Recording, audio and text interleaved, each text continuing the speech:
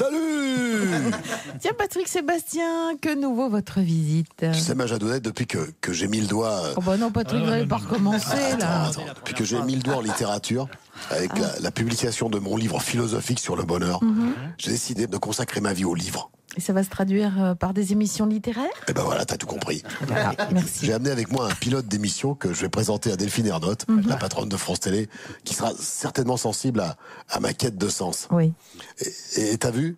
J'ai pas dit ma quéquette de sens. Ouais, c'était fort et louable, Patrick. Comment ça va s'appeler, cette émission? Comme je pète pas plus haut que mon cul, je vais pas appeler ça bouillon de culture comme pivot, Oui. mais couillon de culture. Ah. Écoute ça. Ouais.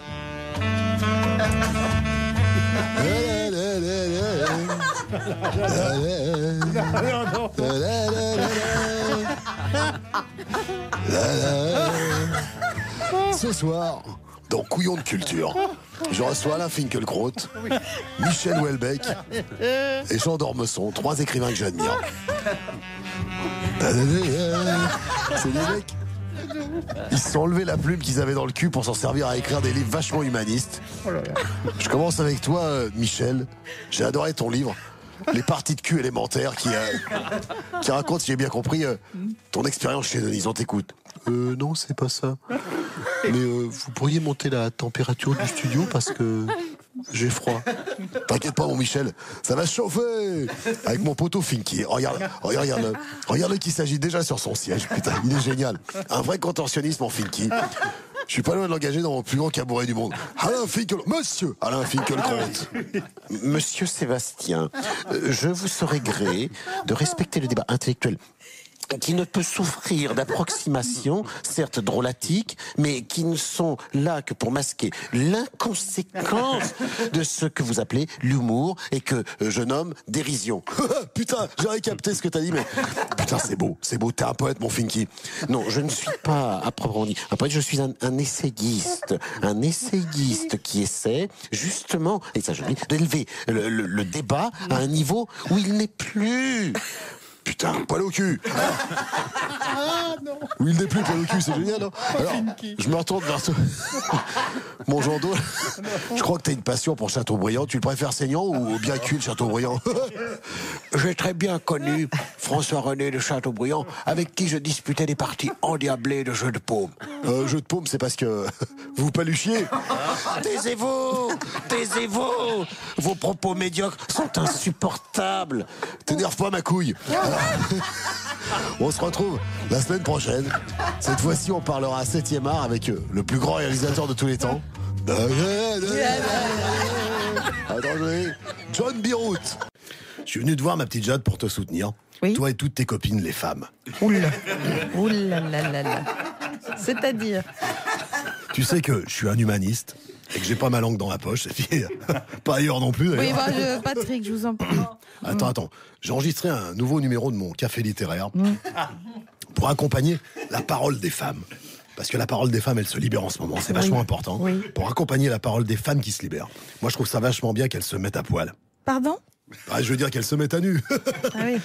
C'est pour ça que j'ai invité des intellos dans mon nouveau numéro de Couillon de culture. Écoute ça.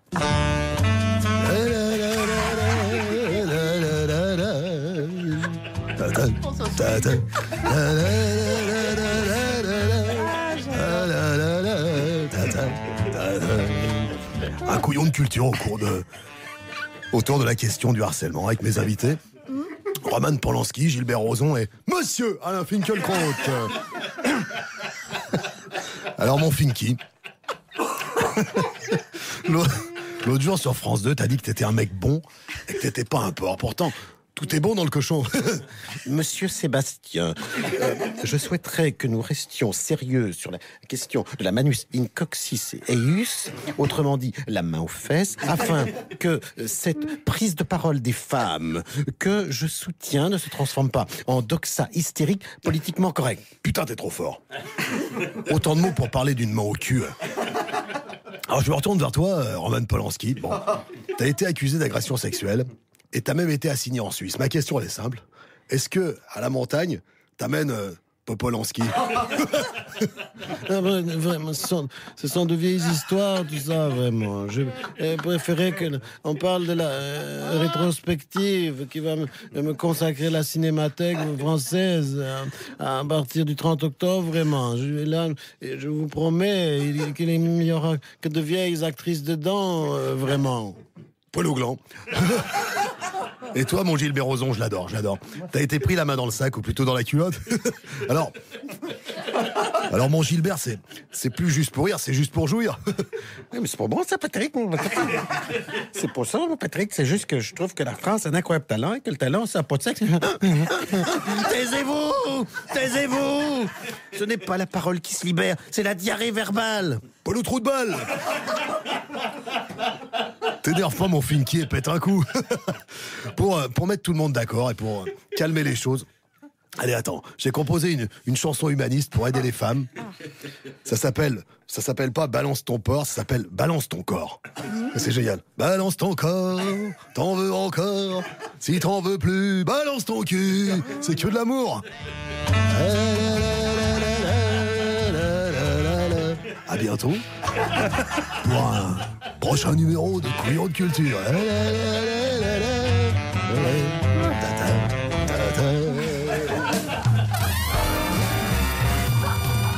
Je ne pense pas que Stan Getz ait mérité ça, mais enfin bon, tant pis. C'est ainsi. Alors, vous savez comment... J'adore Stan Geggs. Bien évidemment.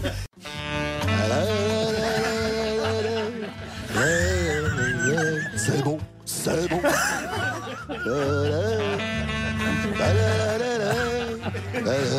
C'est bon, c'est bon. Salut à toutes et salut à tous. Aujourd'hui, comme on est en période de Toussaint, j'ai décidé de consacrer mon couillon de culture à la dépression. Parce que sous le nez rouge du clown humaniste et généreux qui fait tourner les serviettes se cache un cœur écarlate aussi grand qu'un sgeg. Alors, pour parler de la dépression, j'en reçois des potes. Voilà, des potes qui sont comme moi des saltimbanques, mais hyper profonds. Oui. Hyper profonds quelque part. Renaud. Ouais, Renaud, je l'adore. Michel Houellebecq. Alain Finkielkraut. Monsieur Finkielkraut.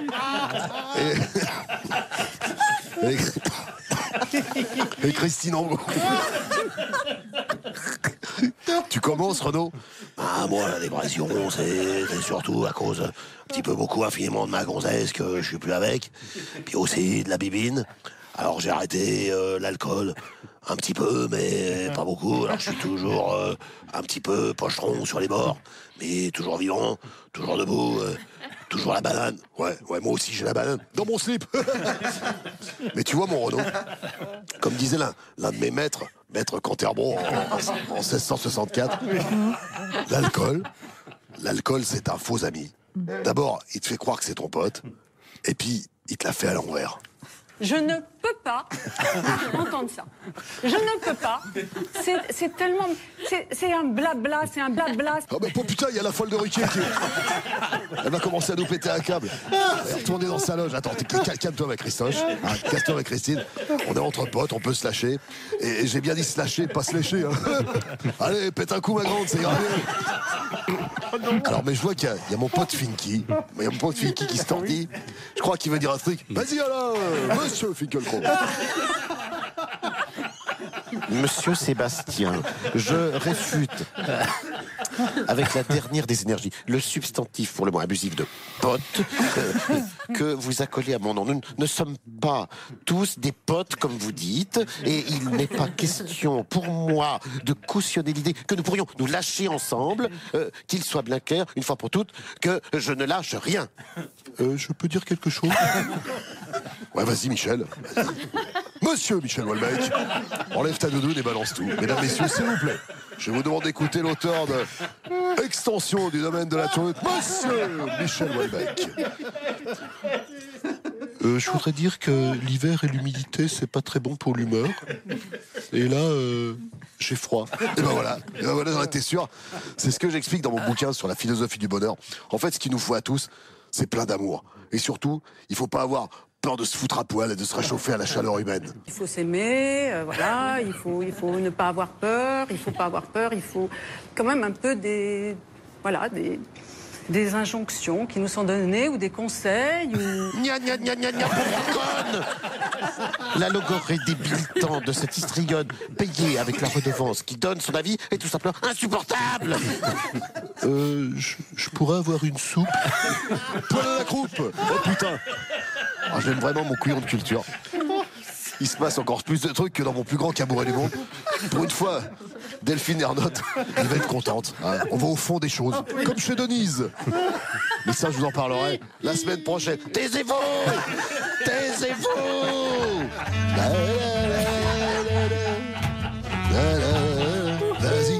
Vas-y.